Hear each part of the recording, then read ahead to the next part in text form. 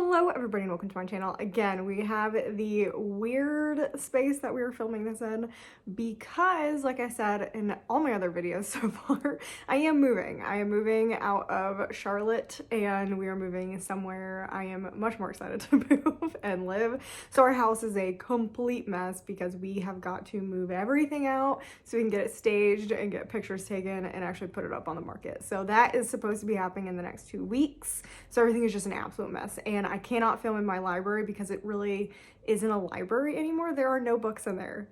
I hate it. I absolutely hate it. Seeing empty shelves is like my actual nightmare. Also, I'm filming this on a Saturday morning, so you may hear my husband playing games upstairs. This is also going to be pretty fast because I'm trying to look all happy and stuff, but I'm currently dealing with a relapse of a medical problem. Shocker. Big surprise. The incident that made me start YouTube 2 years ago has occurred again, and we think they're like full body migraines. Like, they're absolutely terrible. I'm on day 3 day 3 of this and it's miserable. So basically I'm gonna film this.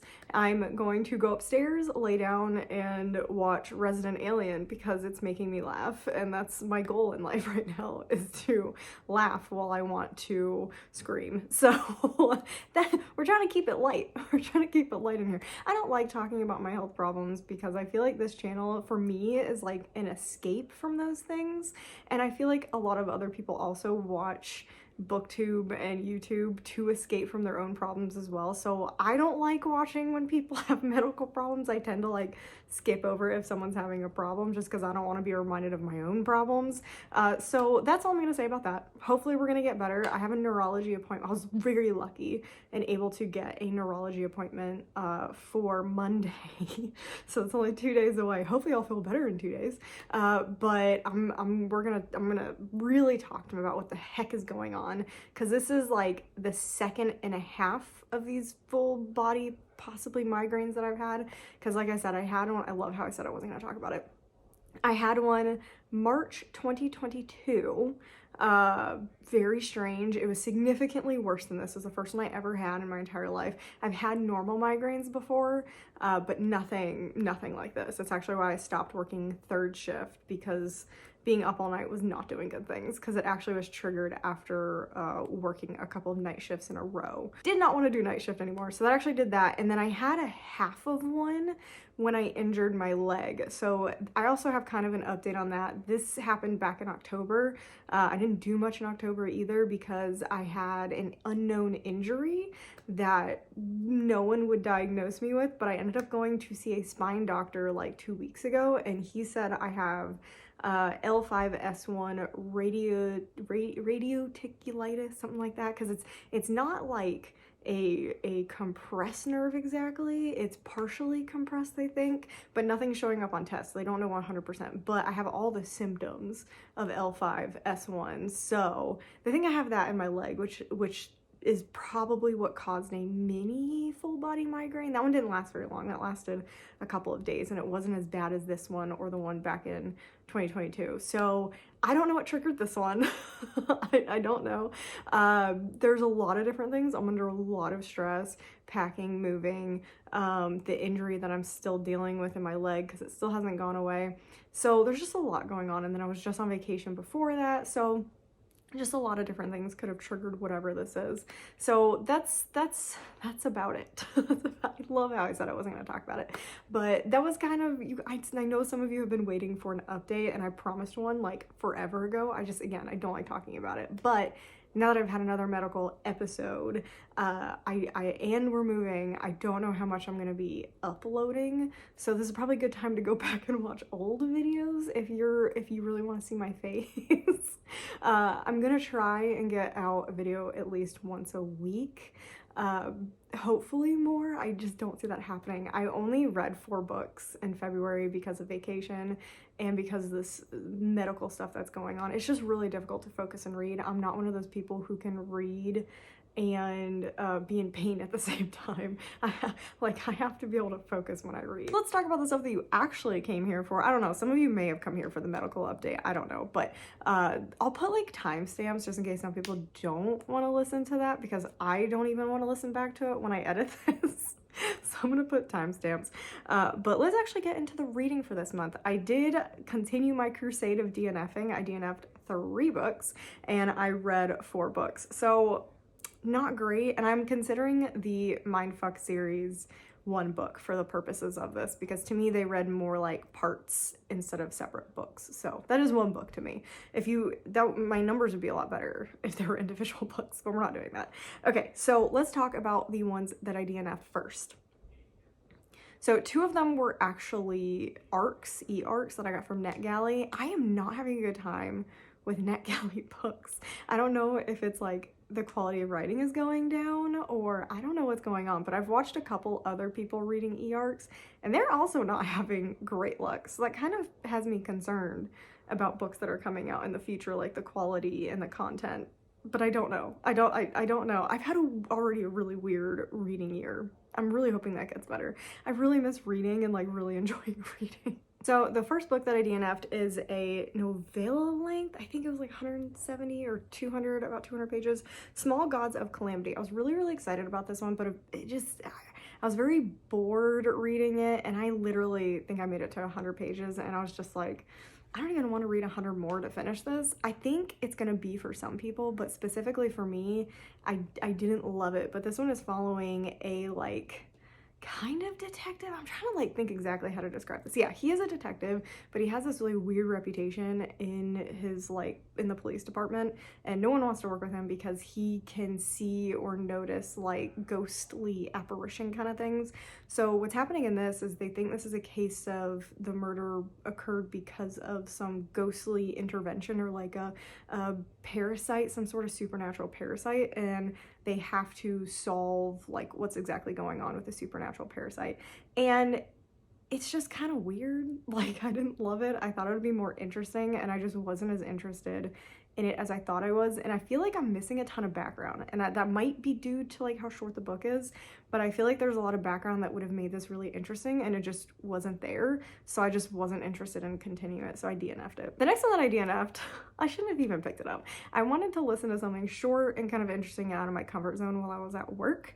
So I ended up picking up Goddess of Filth, and I've heard a lot of people talk about it. It's by the same author as another book I was interested in. I can't remember what the book was called, but this was not it. This was too much for me. This is following it's basically a possession story, but it's a different type of possession. Like, it's not like a possession by a demon, I don't think. It's a possession by like a goddess, and it's supposed to be like this free spirit goddess of like sex and stuff like that. And it seemed interesting because it was kind of like fight the patriarchy kind of stuff, and I was like, oh, this is kind of cool, and I was enjoying it at first, but it just got more and more graphic with what was going on, and I should have expected that. I mean, literally in the name it says that. So that's kind of on me that I continued and picked that one up to begin with, but I am kind of happy I tried it because I kept seeing it everywhere and it seemed interesting. But overall, it was just, it was a little too much for me. It was too much for me. I can see other people really liking this one, but for me, the content was just a little too much. And then the last one that I DNF'd was actually a recent DNF. I actually picked up the graphic novel, The Cull. And again, this one suffers from lack of background. I just didn't care like enough to continue it. And this is following a group of, is it teenagers? It might be teenagers. It's following a group of people. We'll just say people because I don't know their ages. And they go into this like almost alternate world, and they're looking for this kid who went missing, one of the character's little brother. And it's like this world of monsters and creatures and a fantastic kind of world thing going on, and I just didn't care. Like, that's the problem. I really just didn't care about what was going on or about the characters or anything like that. I ended up just really not wanting to continue reading it. And like I said, I have so many books.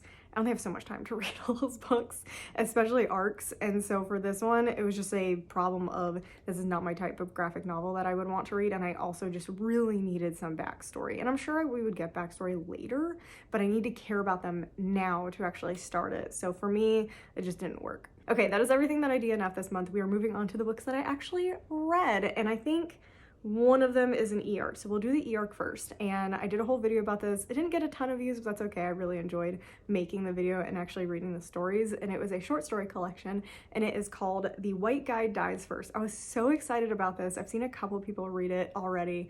I think it's coming out June or July, I don't remember.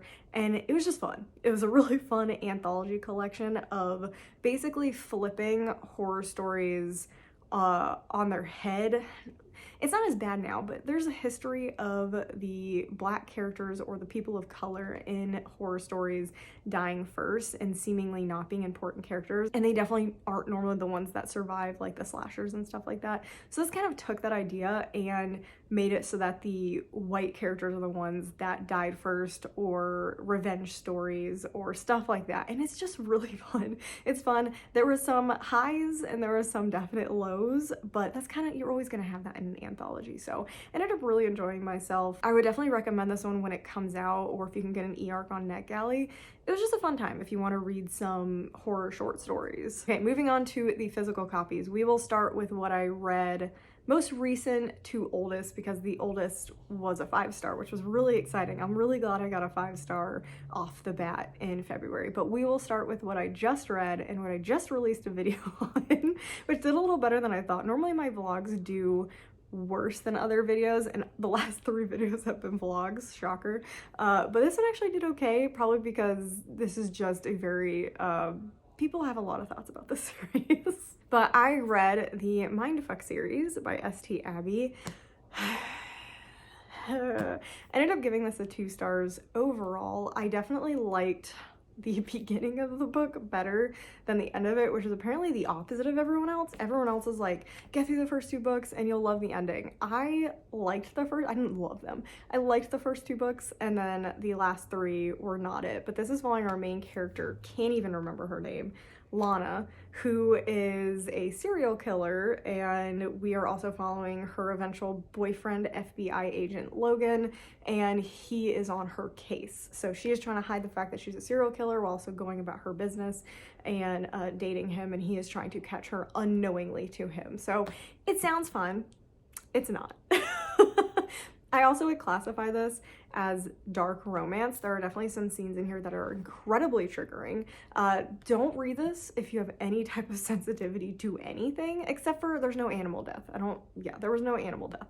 So if you are sensitive to sexual assault, if you are sensitive to any type of violence, if you are sensitive to gory scenes, if you're sensitive to torture, if you're sensitive to, there's a lot. I wouldn't recommend this one. I think this is a pass. I think this is definitely one of those booktube made me read it and I really regret it. Like I said, I just released a video. I definitely go watch it. It's fun.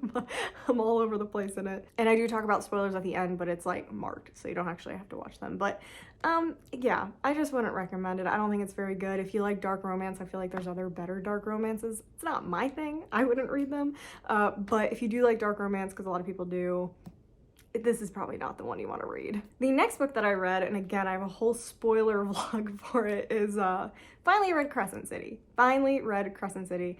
And I gave it a 4, but I feel like that 4 doesn't actually do justice to how I really felt about it, aka I didn't love this book, but there's parts of it that I really did like. And again, this is very compulsively readable, like all Sarah J. Maas books are, but it was just fine, like especially compared to her other books. It's a lot better than a lot of books that I've read, but I have such high hopes for her books that this was just like not it. I also don't love the romance in this. I don't love the storyline in this. I don't like the setting. I'm just not an urban fantasy kind of person, and this is definitely urban fantasy romance kind of thing going on, and this is not me. This is not me. I do think there were a lot of compelling characters in this, but not enough for me to like absolutely love it, especially considering the fact that I don't love the 2 main characters. I feel like is the problem. I liked the side characters more, but then I also thought some of the side characters were just like unnecessary in this book and could have waited till like book 2 to have their own perspective, because there was so many perspectives in this. So many perspectives and just too much going on. There's just way too much going on. Yeah, this is, what is even happening in this book? This is following our main character Bryce, and she lives in this big city, and there's a murder that happens and she has to solve the murder. That's basically it. with a whole bunch of other stuff going on in the background. It's a lot of politics of this kind of city and stuff going on, but that is the basics of this story. And like I said, it's fine. It's fine. I gave it a 4. It's probably more of like a 3. I'll eventually probably change this rating depending on how I feel about the rest of the series as well. I just have I thought I was gonna read the second book like immediately. I have no interest in reading the second book, which is like, oh, that doesn't happen often with Sarah J Maas books. Normally it's like, I need the second one. I have them. I have books 2 and 3 and I'm just like, whatever. And the first book that I read this month, and one of my most anticipated books that I read this whole year, so excited that I have it. I tried to get an e-arc of this last year and I was not successful. 5 stars, Tales of the Celestial Kingdom. This is book 2.5 in the Daughter of the Moon Goddess series, Celestial Kingdom series. It was so good. This was everything. If you liked that series, this is perfection. It goes through, I think there's like a couple stories from before Daughter of the Moon Goddess. There's a couple stories during and between the 2 books. And then there's some stories during Heart of a Sun Warrior, and then there's a whole section for after Heart of a Sun Warrior, and they're all good. I really thought I wasn't only gonna care about the section that's after, but everything in between was also great. Like, we saw scenes that were really important in the books from different perspectives, or scenes that were just kind of like glossed over. We saw like the full scene. It was so good. It was so good. This was so good. So yeah, this is a very, very easy 5-star. Very glad that I read it this month and that I got it, and I would be so sad if I had to wait any longer for it. And also that cover is so pretty. I need to get the US editions to match this because I only have the Fairy Loot editions, which are totally different than this cover, and I also have this coming from Fairy Loot, that edition of it, to match my Fairy Loot editions. But I feel like I love this series so much that I need to get the US copies too. But that definitely won't be until after I move, and we'll see if I want to do that because that's just more books. and I really need to cull my book collection, I realized, after this move, because this is awful. Packing all my books has been misery. It's taken up most of my time this week. So anyway, yeah, 5-star, loved it. And that's everything that I read this month. I know it's literally like nothing compared to what I normally read, but I will say it's chunky. But there's like 2 600-page books, which is more than I normally read, like lengthwise, like that's a lot. And again, I was on vacation for a whole week, and then the last week of February, this stuff happened. So even though it feels like I didn't read that much, I feel like I did, considering all the stuff that's going on. I'm gonna take it. I'm gonna take it. This is for all the girlies who say that they don't read enough. This is enough. This is plenty. Even literally just reading Crescent City this month would have been enough. And on the note of my neighbor starting their car or a jet engine, I'm gonna wrap up the video here. Thank you guys for coming as usual. Again, I'm gonna try and put out as many videos as I can, but just be patient with me. I got a lot going on right now. And yeah, hopefully everything gets better. I hope you guys are having a great reading month. I hope March is great for you guys. I'm hoping March is great for me. And as usual, make sure you subscribe so you don't miss any future content. Make sure you like the video if you enjoyed it, and make sure you leave a comment down below. I wanna know everything you guys read in February and what you plan to read in March. I was gonna do a TBR video for March, but that's not happening. I'm giving myself another couple months to work on the previous TBR, since obviously it's not going well. Yeah, that's everything I have, so I hope you guys have a great rest of your day, and I'll see you guys in the next video.